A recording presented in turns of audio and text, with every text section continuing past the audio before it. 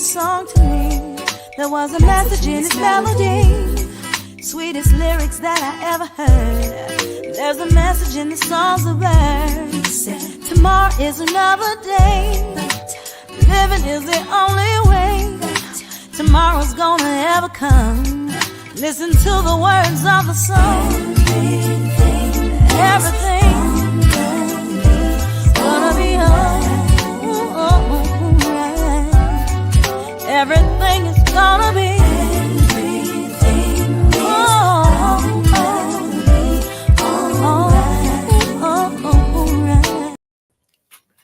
Welcome to A Sip of Inspiration. I'm Stephanie Wilson-Coleman, known as the Empowerment Doctor, and I want to thank everyone who's listening to this podcast, who's viewing this podcast right now, and of course, those of you who are going to look at it and view it later down the road as you find it on every place that you find podcasts. But you'll be doing me a great favor if you look at it on YouTube. So today's podcast is titled A Dose of Wellness, Chemicals of Happiness and Holistic Healing. And for those of you who know me, know that my favorite way of healing is holistically. So this was like a great fit for me. So when Blanca and I decided that we could get together and do this, I said, yes, this is absolutely fantastic. So I want to thank you for joining me, Blanca, and I'm going to share some of your bio with the audience. But first, I've got to do a little bit of housekeeping. If you guys missed this session, you can find it on YouTube, as I said, and on most places where podcasts are, because we try to do a good job of putting it everywhere podcasts are. Also, I want you to go to the website, champagneconnection.com, because it's on the website also, along with some paraphernalia and also some other items that you can download for free to help you change your life and live that life that I believe that we all want to live. So with that being said, welcome to A Sip of Inspiration, Blanca. I'm glad to have you here. Oh, so happy to be here. What a joy it is to be here with you today. Thank you for having me. Now, I'm going to read a little bit of her bio. Now, it's like I read them because you guys know I don't want to mess it up, right? Because this is important stuff. So I want you to hear it like it's written and not like my mind thinks it should be written. So we are so thrilled to have you today. And Blanca is actually a passionate advocate for personal growth and healing. She's dedicated her career to raising awareness about the deep, long-term effects of untreated childhood trauma. Now, I know people who follow me have some untreated childhood trauma. And then there are some of us who don't even realize we have some untreated childhood trauma. So you need to look at this so that you can get the techniques to help you through this, and perhaps call her or book a session with her so that she can really help you get to the cause of that childhood trauma.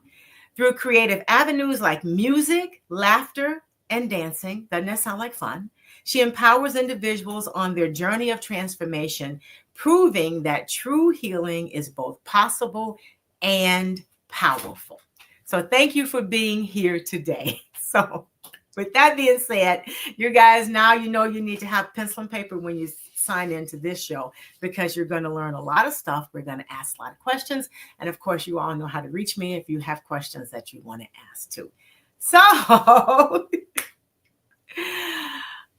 what inside of you made you to decide that this is the career that you wanted to have, to help others through wounded childhood traumas? Well, as individual that I went through a lot of untreated childhood trauma, I believe that we all of us have the capacity to improve our quality of life no matter what age we are. And my real journey to healing started in my 40s, actually. I lost my father in a very tragic way when I was 8 years old. My mother, she fell into a very deep depression and she never recovered from it. And unfortunately, with my mother's chronic untreated mental illness, a lot of violence ensued. She was a very violent person when she was in her darkness. Mhm. And considering that my father died in a very violent way and my mother's violence ensued right after, I grew up around a lot of isolation, a lot of silence, a lot of shh, you don't talk about the dead. That was the rule of the house. It was the time in life where mental illness was totally ignored. Mhm. Talking about mental health was totally ignored as well. I grew up in Puerto Rico. I'm born Puerto Rican, and I grew up in Puerto Rico. The many of my family members, they had chronic untreated mental illnesses, and the ones that they were treated, they were in the category of they are crazy, they're going to the mental institution, and basically their life is over. So that was the mentality back in those days. Fast forward to these days now, there's a tremendous amount of progress that has been done. Everything is much more in the open. It's something that I admire and I value tremendously, but there's still a lot of work to be done. There's still a lot of people that they live a quiet life of desperation, of many, many people out there, unfortunately. And I can tell you this, when we actually pick up these tools that are available to us and actually use them consistently and embrace those changes and stick to those changes, everything is possible. New doors will open because we are the only ones who can make those changes happen. That is for sure. So yes, I grew up around a lot of untreated childhood trauma, and I was researching not long ago, and it researchers say that 2/3 of all children around the planet will have some kind of traumatic experience by the time they reach 16 years old, whether it is the violent loss of a loved one, being bullied at school and or by friends or family, or sexual assault. I went through all of these situations, unfortunately, by the time I reached 9 years old.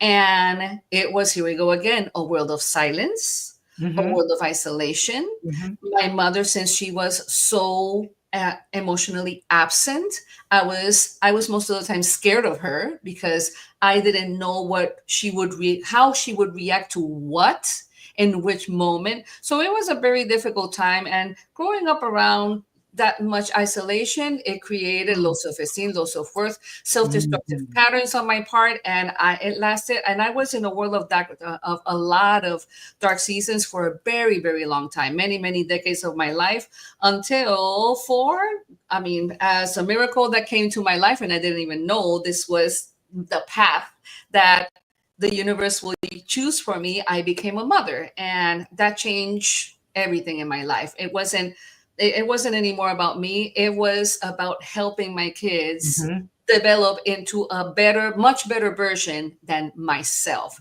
And in order to help them go towards that path, I Mhm. had to make the changes myself. Exactly. Yes, and Exactly. and that's exactly what I did with a lot of hard work and dedication, blood, sweat, and tears, of course, and facing myself, letting go of feeling sorry for myself, letting go of being everybody's victim, letting go. Yes. Yes, yes, it was time for me to look into that mirror and say, woman, you are responsible for every single action that you have done in your life. It's time to really embrace those changes, be accepting of everything that you have done in this life, and move on and really make those changes happen rather than wait for anybody from the outside to make those changes for you. What are some of the most common misconceptions people have about trauma and about how childhood trauma actually does affect you in adulthood? And some people think that the two aren't connected. Yes, a lot of people, and this is what I thought myself in my journey, is that I could brush it off because it Right. was everything was about throwing it under the rug and under the rug and under the rug. Forget about it. Just forget about it. And you keep on going, keep on going. I grew up with the phrase of keep on going. And in a big way, it really helped me through many phases in my life. But in another way, it wasn't any help at all, because it was like, okay, I keep on going, and I went through this very, very difficult situation, but do I have anybody to support me? No. So I keep on going and I keep on going, and I brush it off, and I tried to brush it off, because we go into this world of denial that no, I'm okay, and I'm okay. Everything is okay. Everything is good. But it's just an accumulation of circumstances that we go through. And at a certain time, it's going to be a ticking bomb, and the bomb will explode eventually if we don't take matters into our hands. Stop believing that we can do everything on our own, because as Puerto Rican that I grew up around, a very Puerto Rican, Christian, solid machismo world, this was the rule and the law for women at those times. If you are a good woman, you put everybody first, and you are last on the list. If you want to be a good woman, and that alone was the first stop sign on anything that you want to be good at, any progress that you want to do on your own life. Because if you are a good mother, you're going to put, of course, your kids before you. And that was the rule. And I truly believe that I tried to make that work for a short period of time, but it really wasn't working at all, because I was trying to instill something on my kids that I couldn't practice on my own. Mm-hmm. And Right. when I decided to turn the table around and say, no, I really need to practice and get the support that I so very much need and deserve first, and everything else will follow. Once I understood that was the way to go, then good changes really came, and I'm very grateful about it. So as you talked about a little bit about the misconceptions that we have about how we handle trauma, and I was sitting here thinking about that. I said, she's right on. We just think we can fix everything. And it's not just you and your culture. I think that all women are told the same thing. Just suck it up. Just take care of your family. Everything will get better, and by and by, just do that. But it doesn't. So because it doesn't get better, what other misconceptions do people have about trauma? Because it won't get better if you don't do something about it. I think the biggest misconception I had in my experience, and that some of my clients and we agree on this, is that as we get older, it'll get better. As we get older, right. as we get older, it will pass, it will get better. And I was in the world of denial, really believing it's like, oh, it's okay. When I reach to my 40s, it will be fine. And when I reach to my 50s, it will be better, because changes will come and I will be a different person. Yes, changes do come, because we live in the world of change. We don't go without change in this human experience, but there's always a reminder within us that there is some things that really need to be taken care of, because of those terrible experiences. My terrible experiences, I made a lot of decisions based on poor judgment. Based on poor judgments and based on very bad habits that were instilled in me since I was a little girl. In my experience, it was living around violence and having relationships that were based on violence as well. This was untreated childhood trauma that came from the violent death of my father and the violence within my mother with her untreated mental illness.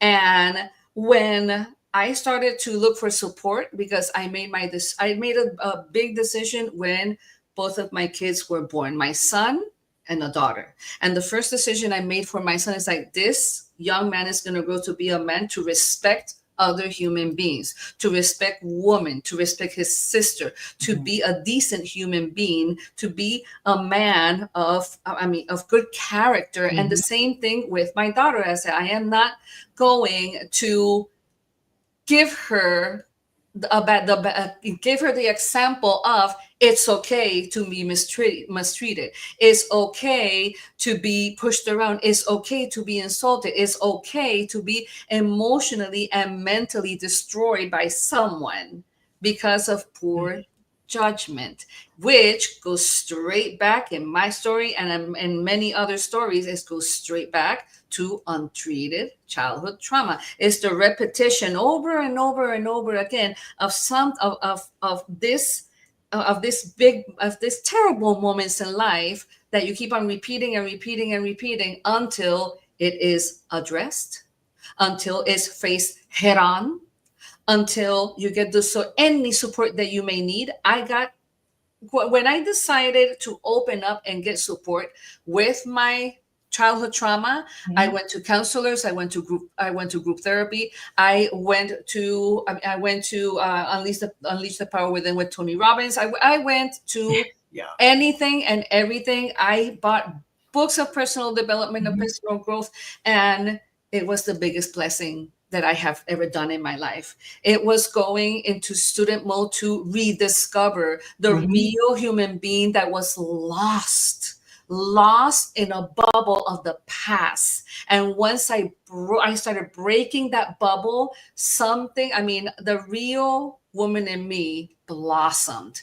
And the first thing that I did was run away from a destructive relationship, be on my own, grow up as a human being, set new boundaries for myself, step into my power, make a wish list about the companion that I want for my life. And little did I know that when I made that wish, it was just 10 items.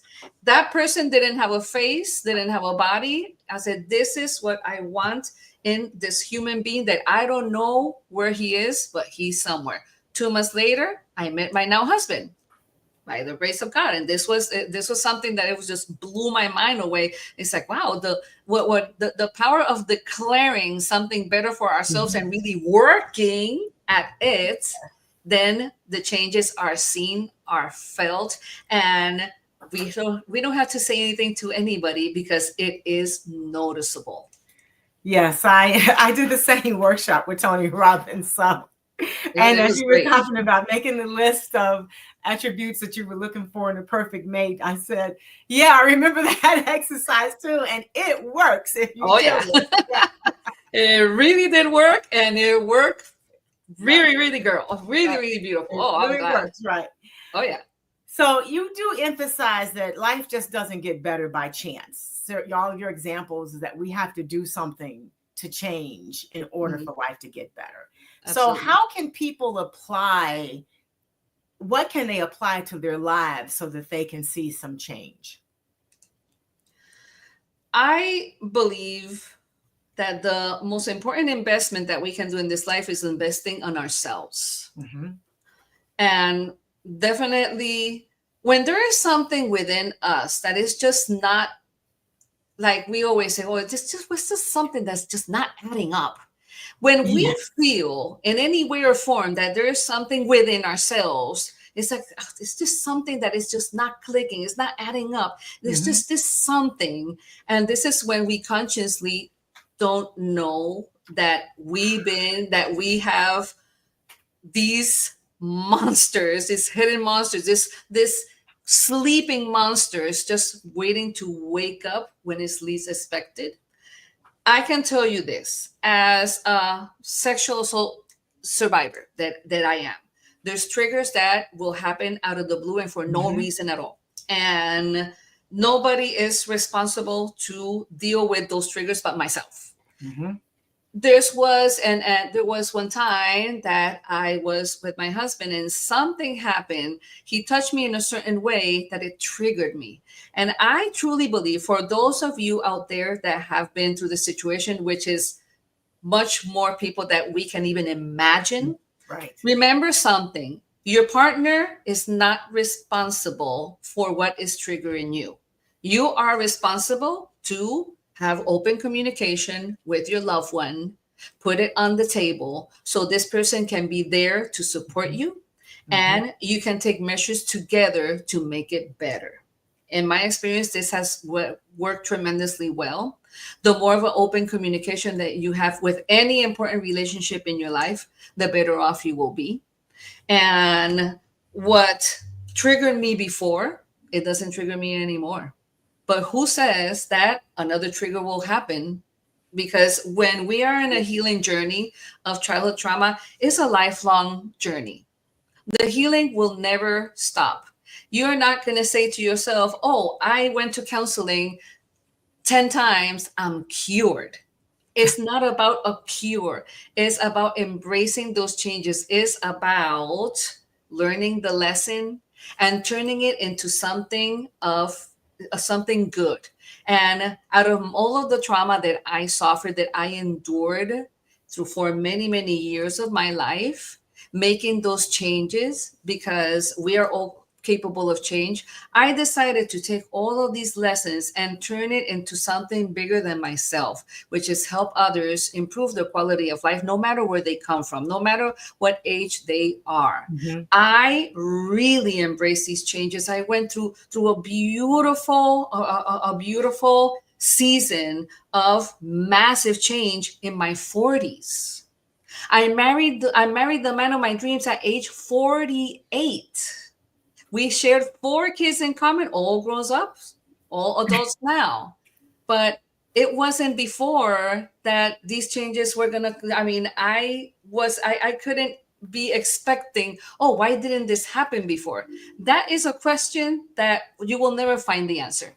That's for sure. So don't ask questions that you will never find the answer, because it doesn't serve. It's not good for you. It doesn't serve you any good.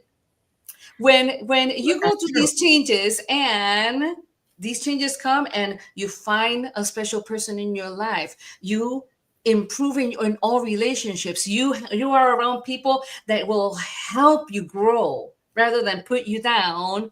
Before wasn't the time. The time was when it happened. And it's something that is over that you always should be grateful for. If there's something that has really helped me through my changes and my healing process, is waking up every single morning and saying, thank you. Thank you, God, because there's one more day that I am alive. Because if I was gonna keep on going through the route that I thought many times to myself in my 20s, it's like, wow, I won't live till I'm 40. Imagine that. And I'm going to be 60 this year. So every single time it's like, oh, thank you, God. Another day that I'm thankful to be alive. Never take those moments for granted. Always be grateful. Always exercise gratitude for the simplest things that we have in life. Definitely. What are some practical steps that people can take today to begin healing from their past traumas? Because people think that it's like really, really, really hard, and it does require work. I don't want to make light of that part, but there are places and things that you can do to start to heal from those traumas instead of just pretending that they didn't happen. Definitely seeking support, and don't do it alone. Don't do what I did for many decades of my life. It was 47 years of my life that I was in silence, and it took co-authoring a book to open up. And before that, I seek help. I was tired of trying to do everything on my own, because the more years that I tried to do everything on my own, the more exhausted mentally and emotionally I was, the more I was limiting myself, the more limiting beliefs that I had that life would be better, because I was lost in doing everything alone, because in the deepest of my soul, I didn't think that I was worth anybody's help. And that's why I was doing everything on my own, because of my low self-worth and low self-esteem, which led me to a lot of self-destructive patterns, which led me to finally seek help, seek counseling, go to the professionals, go to a group of people that they will lift you up, never put you down. That is to me, that is the best recipe possible. And go to the professionals. Why not? It's a That's right. beautiful thing. It's a beautiful thing. The professionals are there for a reason, and it's a beautiful one. And let me tell you something. It's a beautiful thing to receive words of inspiration from a total stranger. That is for sure, especially the professionals. So, how does music, laughter, and dance and all of those unique things contribute to healing and trauma? So, you have any examples, and what and how do you go about teaching people to do that? Because you know we try to keep things way in tight. We don't want to loosen up. Well, music is one of my biggest source of inspiration. I've been a professional dancer for over 40 years. I'm still teaching group fitness instruction, and it's been my savior. It was my safest place to go in very hard moments in my life. There's music for every single emotion that there is in this planet. There's every single rhythm. I'm a dancer, so to me, I can dance to sad. I have danced to sadness, to sorrow, to happiness, to anger, to every single emotion. I have danced all through it. And let me tell you something. It's been one of my biggest saviors of my life. Dance and music was the most consistent thing that I ever had in my life. Growing up in a world of inconsistency, because that's where I was with my mother's mental illness, family mental illness. When you grow up around mental illness, it's never a stable household. It never is. There's no other way to put it. But music, dance, movement is not only one of the most powerful medicines for quality of life, but physical activity is a great medicine for our D.O.S.E, which is dopamine, oxytocin, serotonin, and endorphins. Okay. Movement is medicine. Serotonin is the mood enhancer. Music can enhance us, lift our spirits, or take us down. So choose wisely when you listen to music. And of course, endorphins is the pain reducer. So exercise is an excellent source for reducing pain.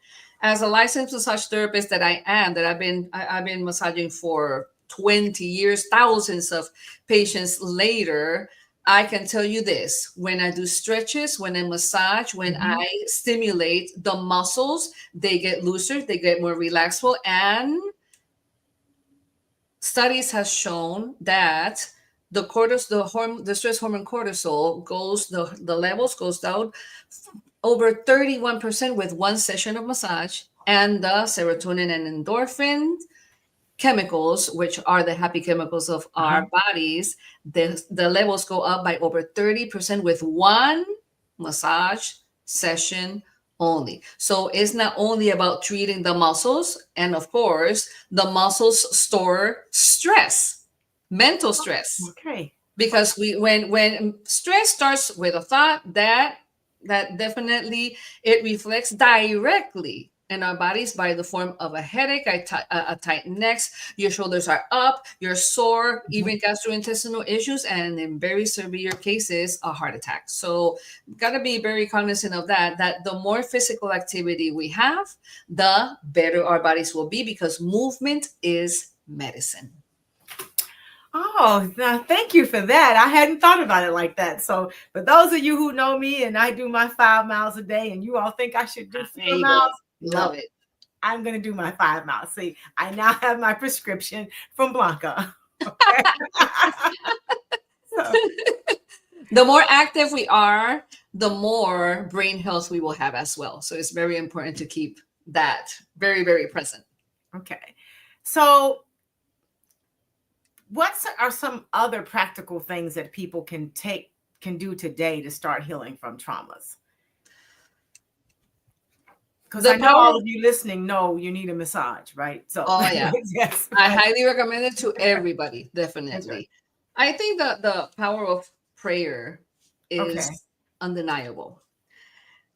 And of course, I do a lot of meditation. I do prayer and meditation. I have a wonderful teacher, and he says that prayer is talking to God and Mhm. meditation is listening to God. I find that to be extremely powerful, and definitely support. I insist, support, support, support. Don't do it alone. Please seek advice from the professionals.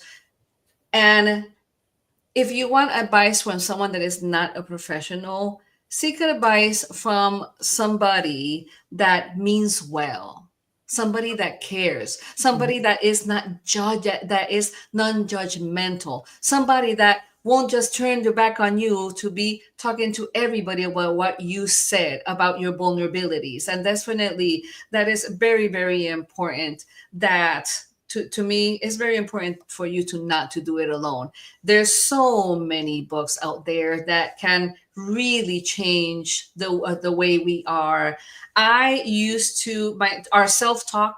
Oh, Oh, our self-talk. The way we talk about ourselves is, in many ways, we can be our own worst enemies. The way we talk about ourselves, you sometimes, a lot of people, including myself, back in those days, I didn't need anybody to attack me because I was attacking myself constantly, constantly, definitely. And there's this very powerful book that I highly recommend to everybody that is called What to Say When You Talk to Yourself with by Shad Henstetter, PhD. Is a powerful book of how to change the narrative on how to speak about yourself, how to look to yourself and say, hello, beautiful. Have a beautiful day because you are powerful. You are amazing. I am grateful. I am grateful for me. I'm grateful for the progress that I make because at the end, life is about progress, not perfection. So please let go of perfectionism and welcome progress in your life. perfection is not much fun anyway. No, it's not. It's too much pressure, pressure that we It's don't too much need. pressure. That's Hmm. right. Yeah. There's she's no longer alive, but I remember Louise Hay when you talked about talking to yourself. She always said, carry a compact mirror in your purse Hmm. and pull it out and tell yourself in that mirror some great things about you. And I remember when I first did that, I thought, yeah, okay, sure. And now every purse I have, every pocket I have has a mirror in it. Yes, So me I keep too. telling myself, I have a mirror in my drawer. I have a mirror in my purse. I love mirrors. And every time I look at the mirror, how important and how frightening can be the relationship with the mirror, right? Oh my God. I was scared of the mirror. The only admiration that I had towards the mirror was when I was in my dancing days, that I will look at myself in the mirror, the lines and how my neck was, how my stance was. And it never went past that. But then when I really started to develop this relationship with the mirror and look at the mirror and say, hey, you are a great human being. And I am so thankful that you are there for me. That alone, oh, it took me a long time mhm. to embrace those changes. And nowadays I'll never go without. Definitely. That's right. And I never pass a mirror without telling myself how beautiful, wonderful, and creative I I am. So love it that's because you right. are. That's right. And Yeah. we are not we're just not taught to do that a lot. And I That's know right. a lot of times we work with people and they say, well, it's the culture, it's this. But I just think it's just the way that women are being socialized That's right. in all of the world. It's Hmm. like we're never taught to really look at ourselves and really love ourselves and laugh with ourselves and things like that. Yeah. Yeah. Well, I never heard before. I mean, before all of these changes that I have embraced, I never heard anybody telling me, hey, just admire who you are. Hey, just love yourself for who you are. And look at yourself at that mirror. What do you see? Don't you see that beautiful girl in front of you? That I never experienced that ever until many, many years later that with external help, then I definitely achieved those changes, because to me, in my experience, that was an achievement. It was like winning the biggest prize, and I was so proud of myself when I finally look at that mirror, and finally I look at any mirror and at any day, and I say, hey, mamita, you look so good. I love you.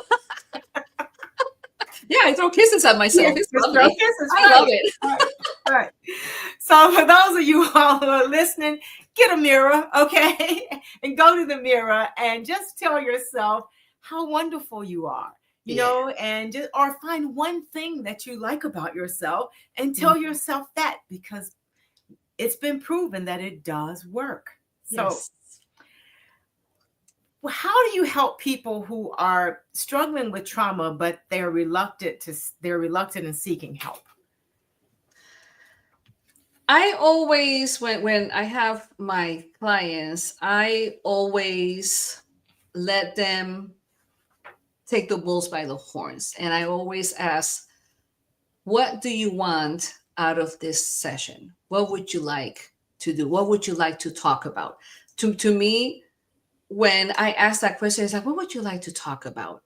And do it in a casual way. It really has opened doors to very profound things. And especially men. Men are indoctrinated and taught that you always got to have this facade that you are the man, that real men don't cry. Oh, I heard that pathetic phrase for so long, since I was a little girl. And my poor brother, when my father died, my brother, that he was 9 years old. Oh, now you're the man of the house. It's like, what kind of pressure was put into my poor brother? We had a conversation not long ago over this, and he told me, you have no idea how lost I was and how scared I was. My brother, I mean, he told me, that I didn't have an idea how scared he was, how many times he cried because he was so terrified of not being able to comply, of being the man of the house. And he was always 9 years old. And how many times in life I have heard from so many people, real men don't cry. It's like, well, you know what? We are humans, and crying is a powerful source of healing. We cry out of being happy. We cry out of being sad. We cry out of letting that emotion out. We cried because we're going to feel so much better after a good cry, after a good sobbing and screaming. My favorite place to sob and scream, listen up, people, is in my car. I get in my car, I go for a drive. That is my safe place. And if everybody sees me, it's like, they don't know who I am, and I don't care anyway. So yes, definitely that is a very powerful source of letting go of your emotions and feeling what you want to feel, and doing it in your own privacy. But going back to approaching people that are having a hard time navigating through their childhood trauma, I definitely start with the simplest question. So, how are you feeling? How are you feeling? In my massage therapy career, open doors that I didn't even want them to open consciously back in those days. And it is, in my experience, it's proven that it really can change the narrative for a lot of people. How are you feeling today? Oh, I'm stressed. Okay, what happened that you are stressed? And they just go from there. And in many cases, how are you feeling today? I'm fine. Okay, you're fine. Fine like what? And there's another open conversation there. But yes, the term "how are you feeling" and going on a casual conversation can really has opened doors for many of my clients to just feel comfortable and at ease, and feeling that nobody is they're not being pushed into saying something that they're not ready to say yet. So it has always pave a way into a very good conversation.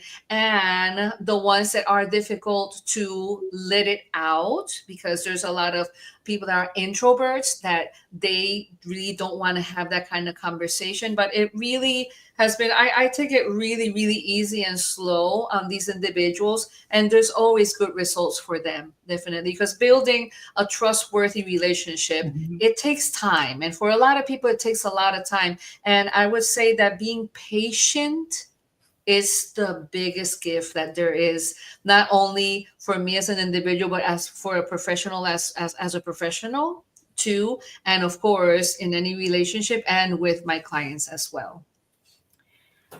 Have you noticed any differences between how men and women approach trauma or try to cope with trauma? Definitely, definitely. Men are more closed up to it.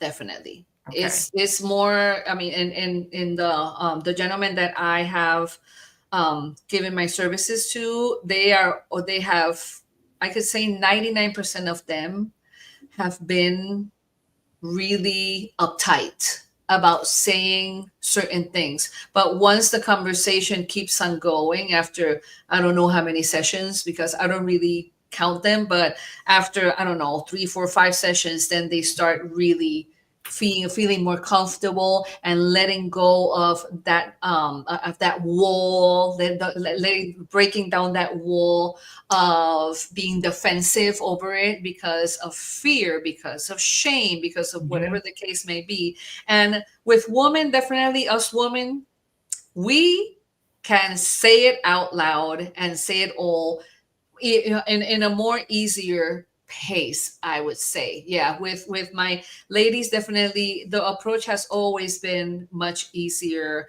and the conversations can be flawless. And definitely, I mean, there's even in my career as a massage therapist, I don't do life coaching when I massage, and people just open up like an open book. They are. So yeah, with women, there's always a different approach, and I can say it's easier. Definitely is easier to approach a woman, maybe because we are women and we relate to each other. But yeah, the approach definitely is flawless. Yeah, I guess that would be so. And then have you found that, so do you have more male clients than you expected? Did you find that? Yes. Yes. I thought that I would have more women clients than I do gentlemen, but yes, definitely I have more gentlemen that are my clients than women, actually, which I find it pretty fascinating. Yeah. So when it comes to the connection between the mind and the body, what are some key insights you've discovered in your work? So that sometimes the body will tell us things and people will ignore them. And these are things that we don't need to ignore. So what have been some of the key things that you have discovered in your work about that connection between the mind and the body? Yes, the body, mind, spirit connection is undeniable. And when the emotions are high, the body can it takes a toll in our bodies, whether it is in a good way or a bad way. The body mind connection is like one cannot be without the other. Not only in my experience as a life coach, that I have many conversations with my clients, but as a massage therapist. So I have a double whammy there of experiencing a lot of people that when people are sad, for example, when people are sad, how does it manifest in the body? Shrugging. Yeah, that's true. The head is down. Your face is somber. Your eyes look sad. You are in a whole different body position. That's why body mechanics speak louder than 1,000 words.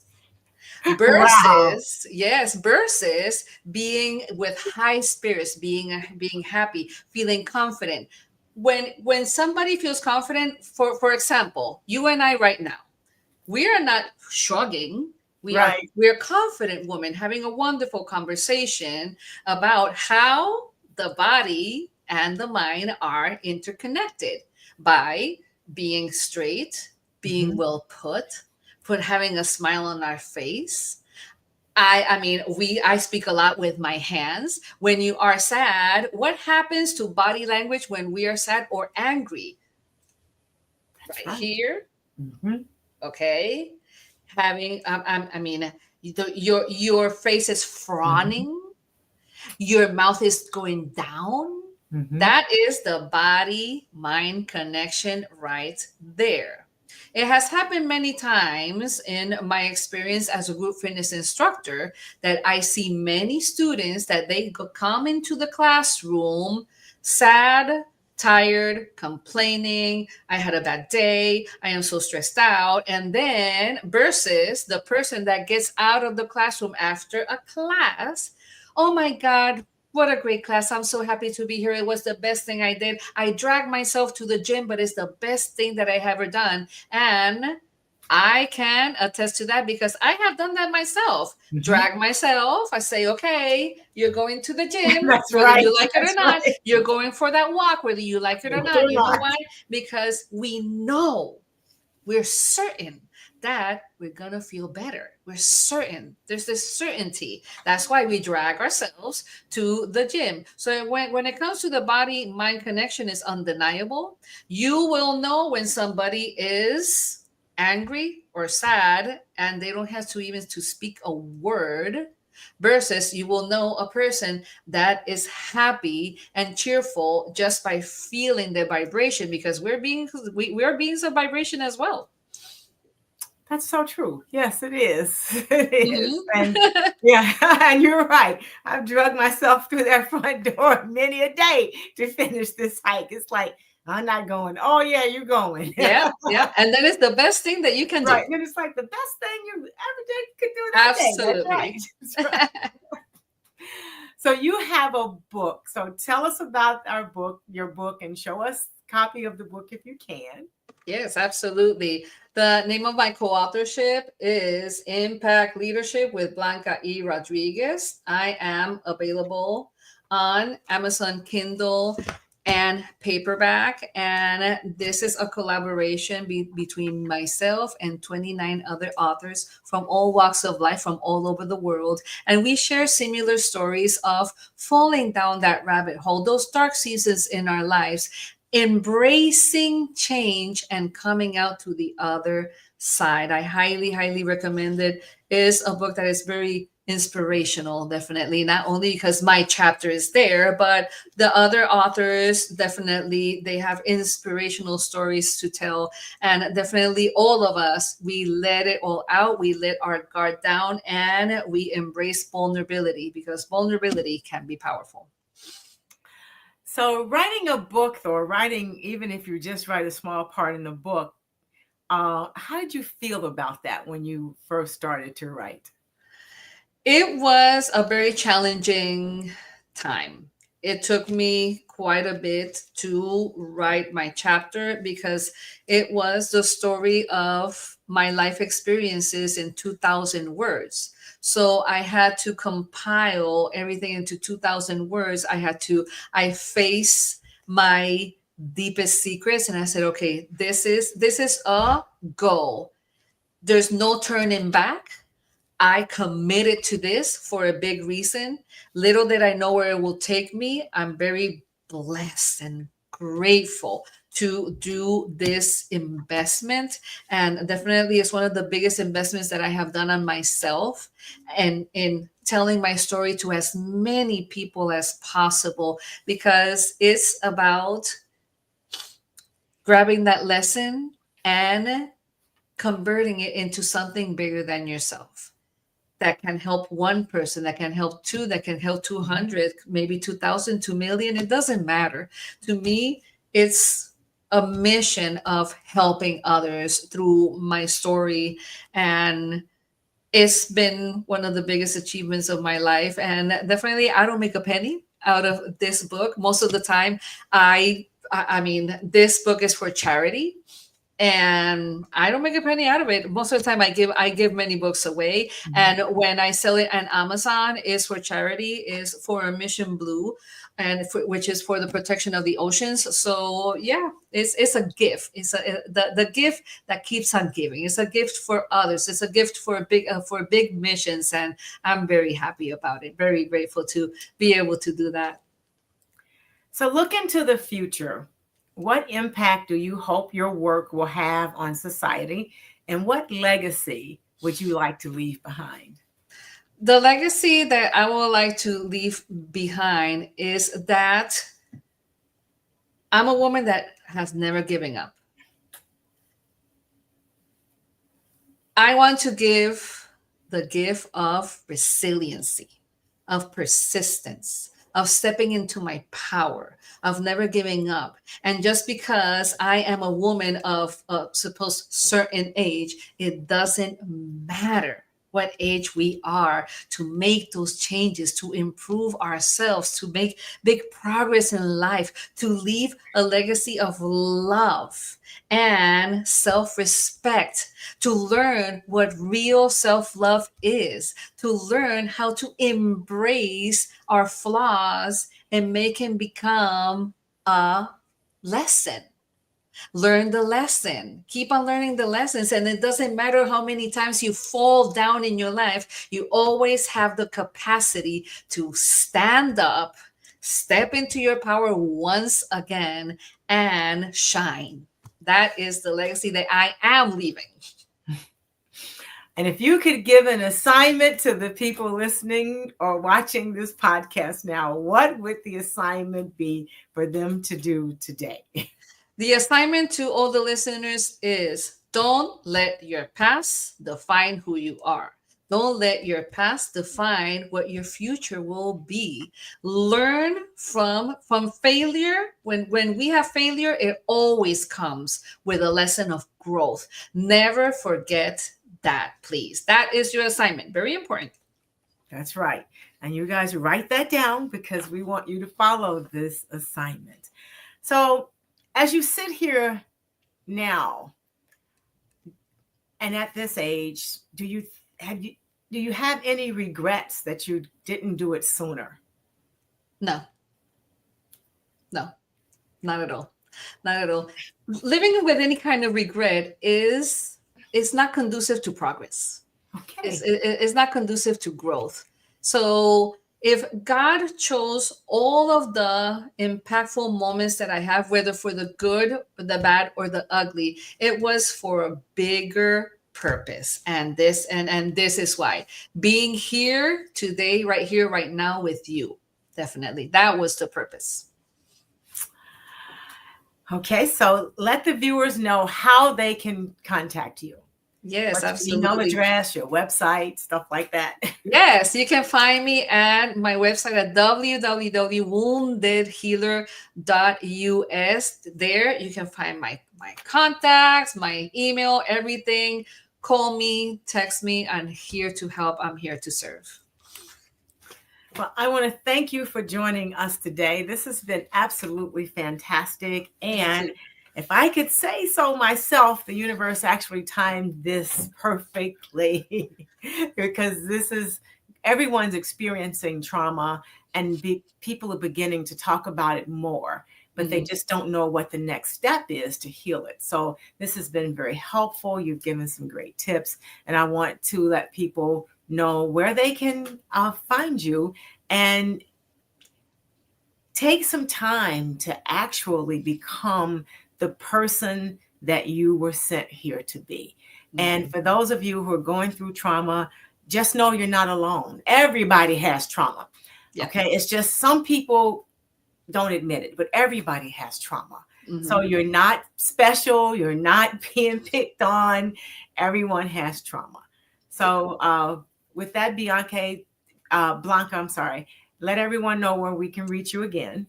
Yes, at www.woundedhealer.us. And I am on all social media platforms as woundedhealer.blancae. Okay, so that way people can reach out to you and they can start their journey, their healing journey.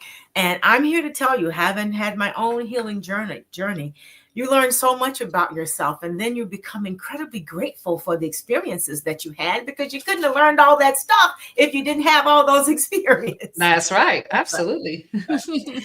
So we've come to the end of today's session. So I want to thank you for being here again. I want to encourage people to go out to Amazon and get the book, especially since it is for charity. So could you show the book one more time before we close? Yes, absolutely. It is Impact Leadership with Blanca E. Rodriguez, available in Amazon Kindle and paperback. And remember, all the proceeds of this book is for charity for the protection of the oceans. So with that, I want to say, may this day offer you just what you need at every unfolding moment. I want you to trust your greatness and embrace your power. And I want you to be inspired, and to further notice now, just celebrate everything. Okay, don't wait for something special. Just celebrate everything. Do not go gently into that good night. I want you to find a heel worth dying for and take it. Be the person that you have been waiting for. Make today so awesome that yesterday gets jealous. And above all else, do it your way. I'm Stephanie Wilson-Coleman, known as the Empowerment Doctor. And as I always say, with the right pair of shoes, I can accomplish anything. So with that, I want to thank everyone for listening. Whenever you're listening, I want to thank you, Blanca, for being here. You shared fantastic information that's much needed in the world today. And thank you for the work that you do. So with that, I want to say, everyone, good night and have a fantastic day. Okay. And if things look like they're not going well, find something good to do. Okay. So good night, everyone.